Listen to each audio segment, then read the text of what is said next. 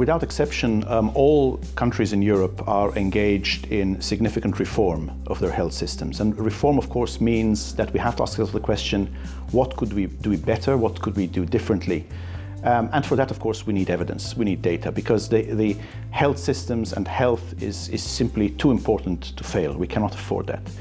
And therefore, it's very important that we are able to measure and compare measurements, even across countries. This is another aspect where I think Europe can play a very important role, because countries can avoid working in isolation.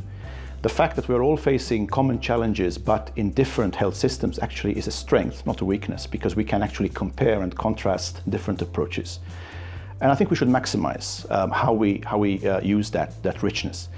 Of course, there are various understandings of what we mean by reform, but one thing which is very clear is we have to move from the traditional hospital-centered approach, call it what you may, to a more patient-centered approach.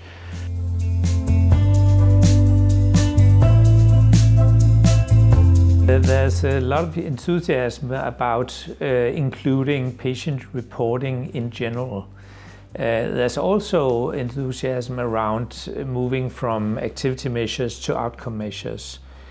But there's a hesitation or a fear maybe that it will all get very complicated and that you need very detailed risk adjustments to be able to get the right outcome measures for benchmarking purposes or for financing purposes. So obviously we need to make sure that it will not be GHG systems times 2 or even more complicated than the current systems we have now.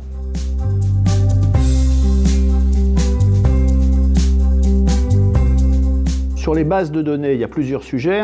D'abord, les bases de données françaises, elles existent depuis très longtemps. Les bases de l'assurance maladie et les bases hospitalières, ça fait une masse de données absolument gigantesque qui, je pense, n'a quasiment pas d'équivalent au monde, puisque c'est la totalité de la population française qui est dans ces bases de données.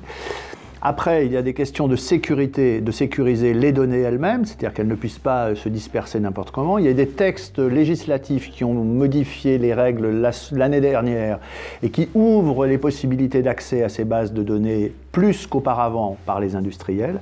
Et puis, il y a d'autres sujets qui sont pour l'instant mal traités, en tous les cas pas très bien traités, qui sont la sécurité des données elles-mêmes, c'est-à-dire qu'il faut protéger ces bases de données, et notamment la quantité de bases de données qu'il y a dans beaucoup de villes, et notamment de centres hospitalo-universitaires en France, protéger ces bases de données, puisqu'elles ne peuvent pas être pillées par certainement des gens très, très honnêtes et qui veulent faire avancer la science. Mais voilà, il y a quand même autour de ça également un sujet important à traiter. Well, at the moment, most patient outcomes are still coming from what the doctor thinks. So as I mentioned, survival, for example, after cancer treatment is a very commonly used outcome. That information is important.